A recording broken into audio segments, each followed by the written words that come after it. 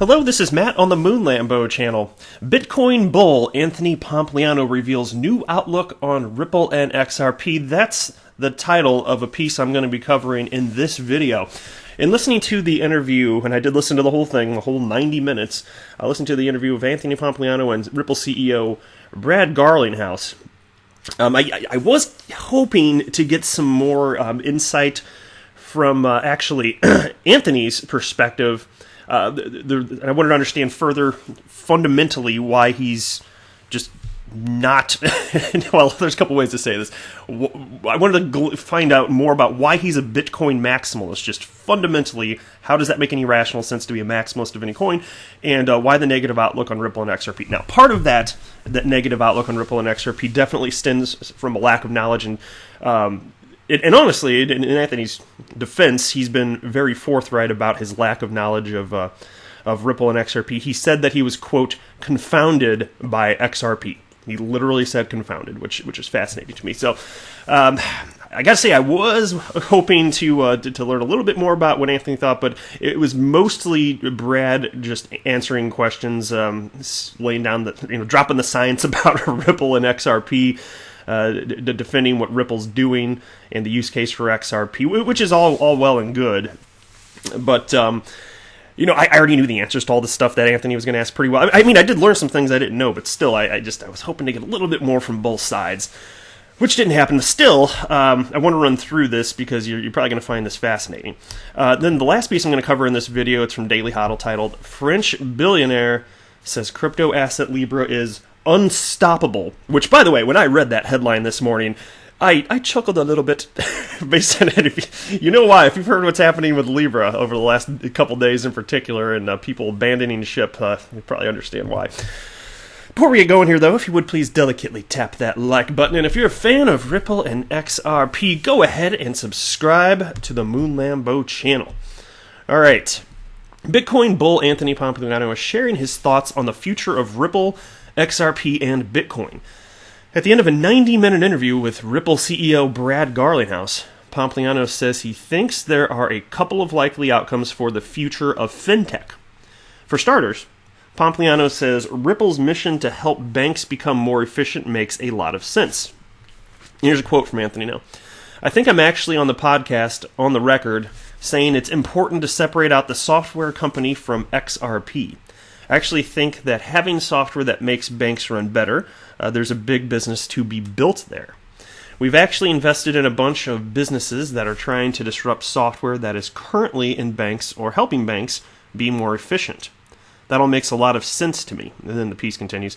When it comes to XRP, Pompliano says he doesn't see why banks can't eventually use Bitcoin instead of XRP to power cross-border payments. And this gets fascinating, so check this out. Here's a quote. XRP, my only big thing that I just can't get over, and I understand the argument as to why, is if you could use XRP across the rails, why not use Bitcoin? Now, I think your argument would be volatility, the fact that you can't stop it, all those things. I don't think that's the best argument. The volatility, I don't think that's a good reason at all. Volatility actually doesn't matter, but he doesn't know that.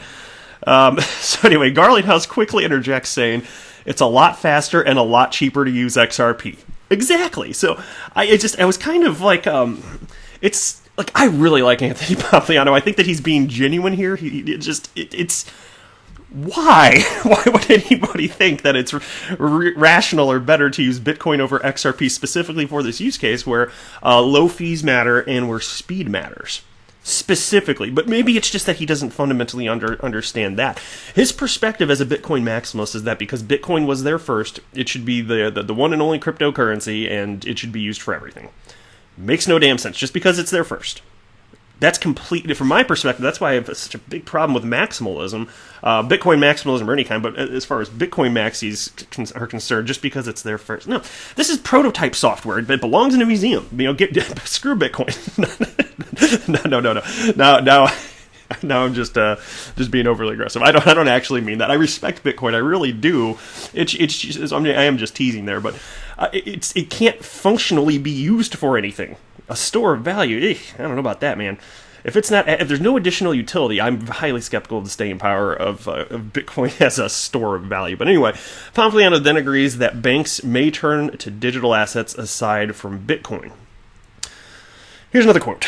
So what I end up coming to is there's probably many versions of the future, but two of those versions are what I will call a corporate company creating a software product that has been sold in an enterprise model into banks, which you guys are doing, and there is likely to be something other than Bitcoin that is used. Whether that's XRP or somebody else comes along and creates something, or it's Libra, or whatever gets creative. And it's just function. You know what else kind of boggles the mind here? Why doesn't Anthony Pompliano understand that different cryptocurrencies have different attributes that will be desirable to different people because not all people want the same thing? Conceptually, isn't that easy to understand? Maximalists have a hard time with this, though. Anyway, Pompliano's alternative vision of the future is one where Bitcoin becomes the dominant way to move money, based primarily on what he calls the fully decentralized nature of the leading cryptocurrency. So here's a quote from him again. And then the other world is a world of Bitcoin, which there will be people who build this stuff, but it's much more kind of empowering people, fighting back against things like inflation, the banking system, yada, yada, yada. I really do think that what ends up being the most valuable is which path the world goes down. If we go down the path where we need something that is fully decentralized, non-censorable, non-seizable, etc., I don't think Ripple and XRP will end up being the winner in that world. And vice versa, if we go down a world where we need a corporate software company that sells into banks, etc., I actually don't think that Bitcoin can win in that world. And check this out, and I've got thoughts on this, but check this out. Okay, so as for Garlinghouse, he doesn't believe the world of digital assets will necessarily be winner take all. That's exactly my train of thought here, because different people want different things. You have to understand that. And so Anthony Pompliano, he has this vision where it's one or the other. Look, and here's another thing. So he said, quote, I don't think Ripple and XRP will end up being the winner in that world, when he's referencing a world where it's everything's decentralized, non-censorable. Understand, XRP is decentralized. You cannot censor it. It's an immutable ledger. It's public also, and you could use it for the same thing that you could use Bitcoin for. If you're talking about Bitcoin being used as money, you can do the same thing with XRP. It's just XRP is cheaper and faster and uses way less energy. So anyway, so Garlinghouse, he says he's long Bitcoin and sees a world where both digital assets thrive and find their use case. So here's a quote. There's an expression that I use sometimes at work, much to the frustration of Ripple employees. It's the tyranny of the or versus the power of the and. Why is it one or the other of those? I think one of the mistakes that people make in this broader crypto world is that there's not going to be one winner here. There's going to be a bunch of interesting winners. And I would even yield the point, is the XRP environment clearly going to be a winner? I think there's some interesting dynamics there that make it more efficient in a whole bunch of ways, but I think at the end of the day it comes back to, are these technologies being used to solve a real problem for real customers in a scaled way? And there's a long ways to go in all of them. So I completely agree with Brad's outlook on that. One of the few things where I disagree with Brad, or at least I don't actually... I'm not rock solid on this. That's why maybe I shouldn't even say I completely disagree with him. It's just the idea of being long Bitcoin because it can be a store of value. I'm skeptical of that. Just again without utility. But beyond that, what he's saying here as far as multiple winners, that makes all the sense in the world to me. Absolutely. I just don't like this one or the other thing. I don't like the maximalism. And generally, even though Pomp's a nice guy, a lot of people that are maximalists, they become very tribal about it, and it just kind of brings out the worst in people. And I don't like the concept of maximalism for so many reasons. Fun fact, maximalism isn't a word.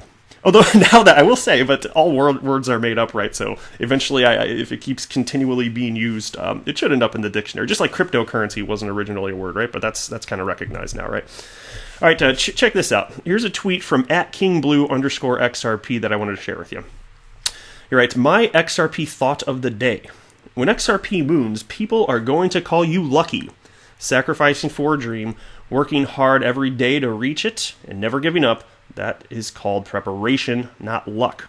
When preparation meets opportunity, I call that success. And then he's got a little screen grab saying something along the same lines. And that's why I think people, let's say that, and this is not financial advice in any way, shape, or form, but let's say that XRP is worth just an absolute fortune in the future. And you have enough. Let's say you have enough so that you don't ever have to work another day in your life, whatever that number is for you.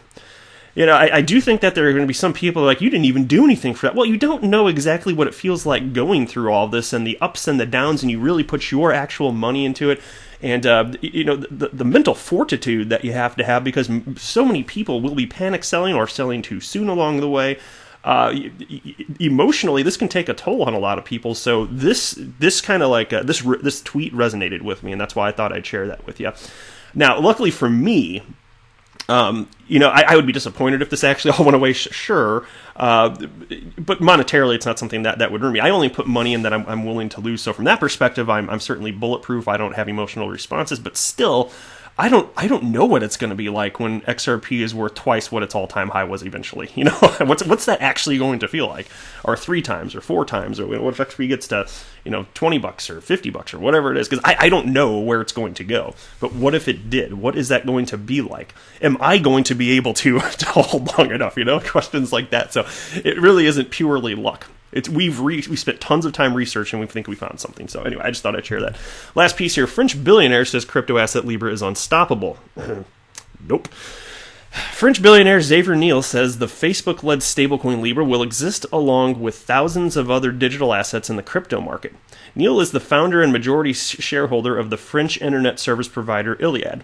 In a new article in Les Echos, he says, quote, Libra will exist along with the 1,600 other virtual currencies already available in France. It is inevitable, with or without us, whether the states want it or not. Okay, first of all, most of those cryptocurrencies are going away, and there's no indication so far that Libra is actually going to ever exist. It's just a white paper. Anyway, and then he adds, though, here's more from him. To fear Libra will not prevent her from arriving. Oh, Libra's a female. I did not know that. Learn something new every day. The priority is therefore to accompany the change, make it possible and accessible. We must anticipate so as not to find ourselves dependent and weakened. Technological progress can coincide with societal progress and that of humanity. And then the piece continues. France must be at the heart of this revolution. To deny it or to close the door would not be profitable to anyone. Even if the concerns are legitimate, we must provide answers without trying to prohibit, without even measuring the benefits for all. And then he states, there is an aspiration in the world for more freedom, autonomy, and less dependence on states. And so I'm kind of surprised to read this. I guess people like this, if you're in that kind of position, you're likely to get picked up by the press. But to me, this is the opposite of insightful. Nothing against him personally, of course. I don't know who this guy is. I'd never heard of him before. But so here's who's bowed out already. There's 5, and I know 4 of them off the top of my head. Stripe's out, eBay's out, MasterCard's out, and Visa and MasterCard are both out. And there's a lot of pressure on entities that are kind of hanging on to this concept of Libra, so I don't know that it's going to be going anywhere. I'd say probably not, but I don't know that for sure. We'll see. But that's it for this video. I am not a financial advisor. Do not buy or sell anything because of anything that I say or write. That would be a very, very, very bad idea. Until next time, to the moon, Lambo!